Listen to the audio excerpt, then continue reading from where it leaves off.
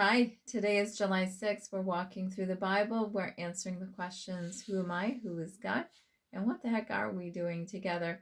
And we are studying First Chronicles chapter 2, verse 18 through chapter 4, verse 4, Acts 24, 1 through 27, Psalm chapter 4, 1 through 8, and Proverbs 18, 16 through 18.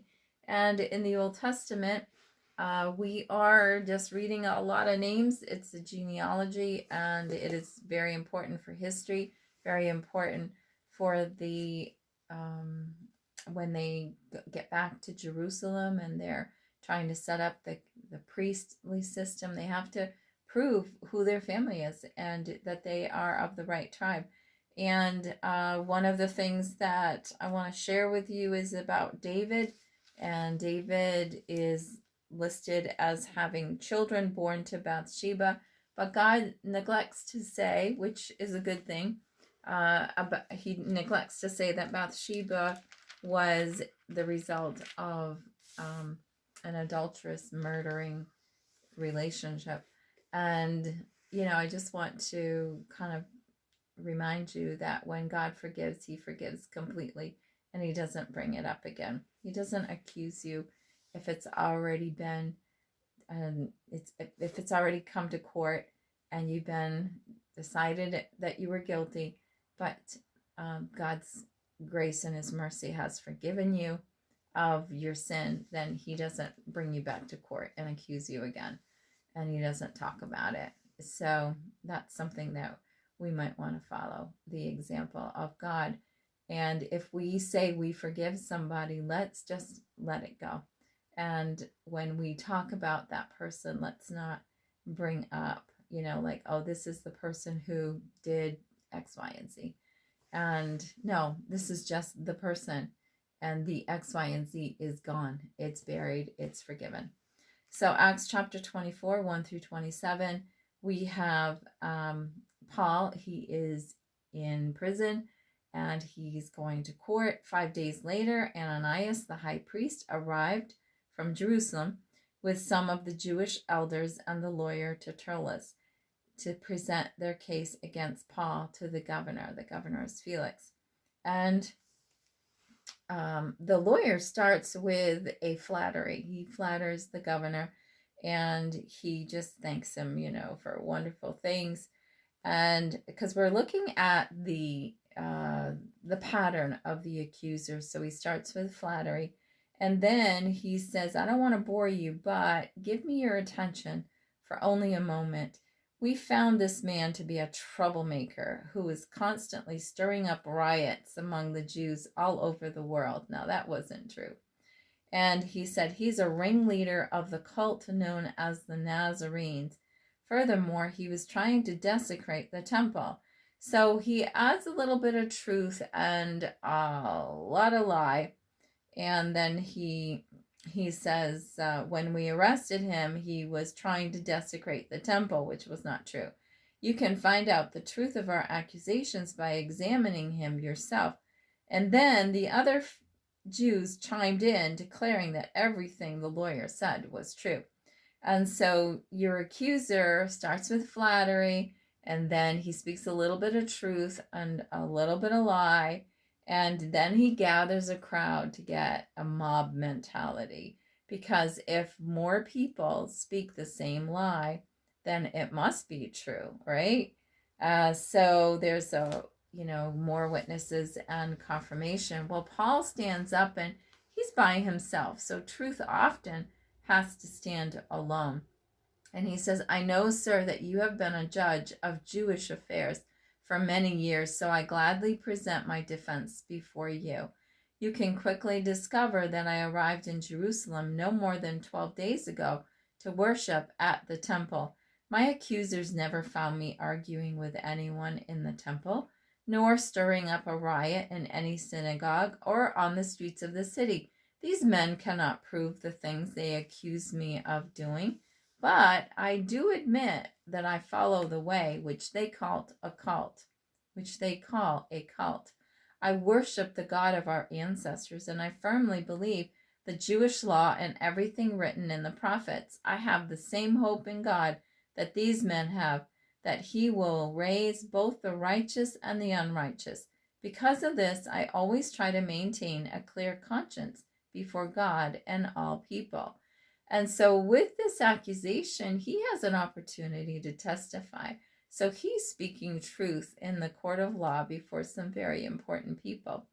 And so he gets, I'm not going to repeat everything that he says, but, I encourage you to read it for yourself.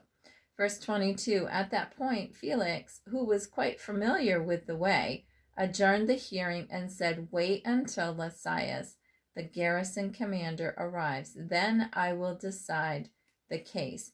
He ordered an officer to keep Paul in custody, but to give him some freedom and allow his friends to visit him and take care of his needs. So the truth will make you free. So he was, even in prison, becoming more free. A few days later, Felix came back with his wife Drusilla, who was Jewish, which is probably why he knew the Jewish ways. And sending for Paul, they listened as he told them about faith in Christ Jesus. As he reasoned with them about righteousness and self-control and the coming day of judgment, Felix became frightened. Go away for now, he replied. When it is more convenient, I'll call for you again. He also hoped that Paul would bribe him, so he sent for him quite often and talked with him. Now, here is the truth. Paul is speaking the truth, which is very challenging for Felix, this high authority, the governor, and his wife, Drusilla. And his conscience is being pricked, and he's being convicted, and he can't defeat truth. He knows it's true, but he doesn't want to accept it. He doesn't want to turn away. He doesn't want to change his behavior. So he says, come back tomorrow. And, so there's this a delay. There's a delay. And there's also a go away. If you can't defeat the truth, you want to get as far away from it as you possibly can. And sometimes there is, and this isn't in the reading, but as the Jewish people were trying to do, they were trying to destroy the messenger of truth. So you beat it if you can't defeat it, or you run away from it and you say, I'll listen another day. And so Psalm chapter 4, 1-8, there is a cry of the psalmist that is believed to be David. Answer me when I call to you, O God, who declares me innocent. Free me from my troubles. Have mercy on me and hear my prayer. 1 John 5:5 says, if he hears our prayer, he'll answer. He'll be faithful to answer. And verse 3, you can be sure of this, the Lord set apart the godly for himself. The Lord will answer when I call to him. Offer sacrifices, which means worship, in the right spirit and trust the Lord. A lot of times we worship God and we do what is right, and we expect to get something back. And so it's a little bit like a bribe. If I give you this, then I expect you as a high authority to give me what I need, give me what I want. So don't worship God and don't be righteous as a form of bribery, as a form of getting what you want. The right spirit and the right attitude is, I worship you because I love you, God. I worship you because you're worthy of worship. I worship you because I want to worship you. And whatever you give me is just a gift. And I'll praise you and thank you for the gift. Esther is a great example of that. She went in and asked the king, and the king said, you can have up to half my kingdom. And she said, I don't want your stuff. I want you to come to supper with me. And that is the right spirit. That is the right attitude of coming to God and saying, God, I don't want your stuff. I want your presence. I want not your presence as presence, but presence as in presence. I don't want your stuff. I don't want I know with my husband, he wants to give me so much, and he wants to have the money to just shower me with everything that he wants to give me and everything that I want. But that's not what I want. I want his presence. I want to be able to be with him, and I want to live with him and share my life with him. I want his presence, not his gifts. So that's the good attitude to worship God. And in verse 6, many people say, "Who will show us better times? Let your face smile on us, Lord. You have given me greater joy than those who have abundant harvests of grain and new wine." So it is joyful to have an abundance. It is joyful to be rich. It is joyful to have lots of money. But a relationship with God is so much more, it's so much more joyful than having a bunch of stuff. And again, comparison with my husband, like he can buy me things, but it's not the joy that I receive is just hanging out with him and spending time with him.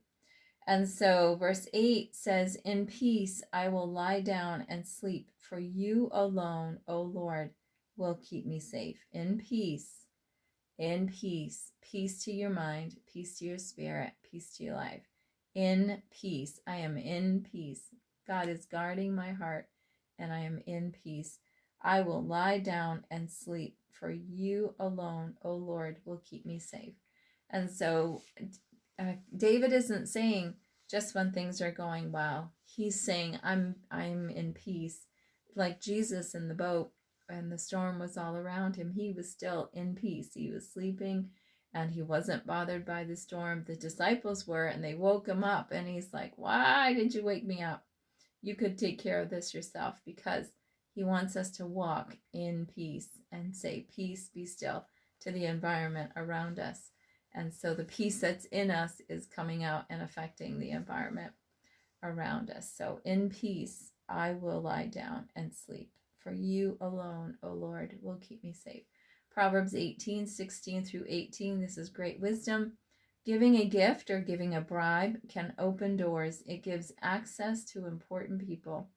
And just like Felix was taking a bribe, and there, he was hoping for a bribe, it does open up the door for important people and to have relationship with important people. The first to speak in court sounds right until the cross-examination begins. So be careful when you're hearing the tidbits of gossip that you don't make a decision before you hear the whole story, which is probably why you shouldn't be hearing gossip anyway. I believe that that's probably the biggest evil that we're guilty of, is accusing people without a defense. Basically, that's what gossip is.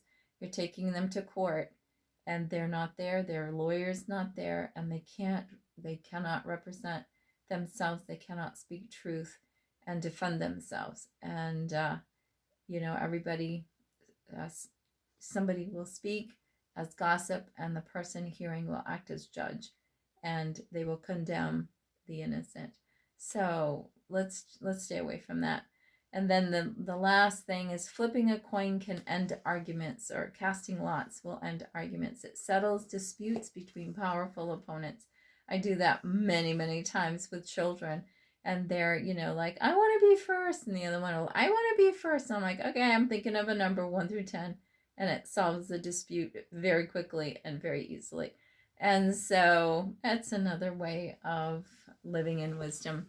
I want to remind you that you have value, you have identity, because God gave you identity. He gave you value, and it's the best. It's the best. And I want you to share these videos so God's word may be heard, and have an absolutely blessed day.